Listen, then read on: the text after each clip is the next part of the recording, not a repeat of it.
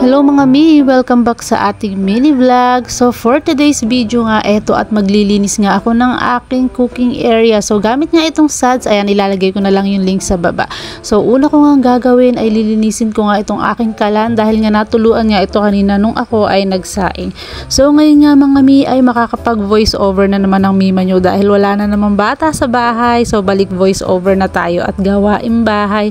So dahil nga puti nga itong napili ko mga mima na kulay ng ating kusina, ayan, dapat masipag nga tayo magpunas-punas dyan. So ang ginagawa ko ng punas dito sa aking kitchen ay 3 times a week o minsan nga araw-araw basta may nakita akong dumi, o lalo na kapag nagluto ako at maraming talsik-talsik.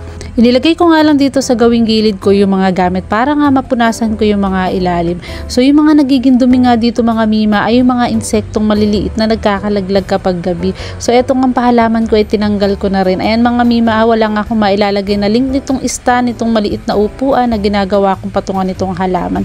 Pero lahat nga ng mga gamit dito ay nailagay ko na nga yung link doon sa isang post ko. At i-check nyo na lang din yung collection para nga ma-check out nyo din yung mga gusto nyong gamit na makikita dito sa ating video. So meron nga nagtatanong mga mima, bakit nga daw ba ganito yung style ng aking kusina? Para lang daw akong naglalaro at para daw mga display itong mga gamit ko.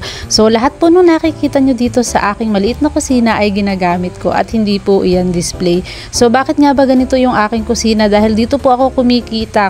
Matagal na nga ako nagba-vlog mga mima at dun nga yun kay YT. So bago nga lang ako dito kay Meta at mahilig din naman ako mag voice over. Dun nga lang kay YT ay silent vlog nga lang yung ginagawa ko dahil nga yung mga video na ina-upload ko dun ay puro long form video. So dito kasi kay Meta ay mga short video lang or mini vlog na pwede ko namang i-voice over dahil karamihan nga ng nanonood dito ay mga kababayan lang natin. So mabalik na nga ako dito sa aking mga paglilinis mga mima. So ito nga mga gamit na nakikita nyo na to ay nabibili ko lang lahat ito kay Orange App. So kung gusto nyo nga i-check yung link nandun sa comment section or nandun sa aking bio kung saan makikita nyo yung aking Shopee or Orange App collection. So yan mga mima, at kulang nga itong bote na nilalagay ko dito o yung mga bottle ng liquid condiments ko dahil hinugasan ko nga yung isa.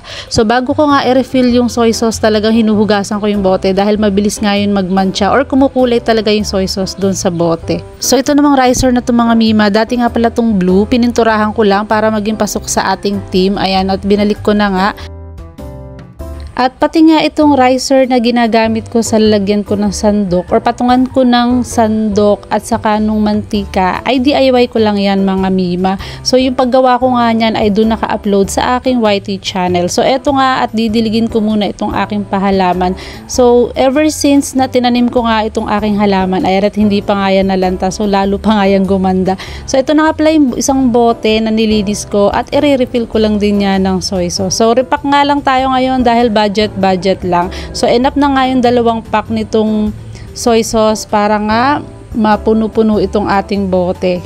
Pagkatapos ko nga i-refill, eto't ibinalik ko na rin agad. Pati nga itong halaman, after ko madiligan at maubos yung tubig niya, ay ibinalik ko na rin agad dito sa kanyang pwesto.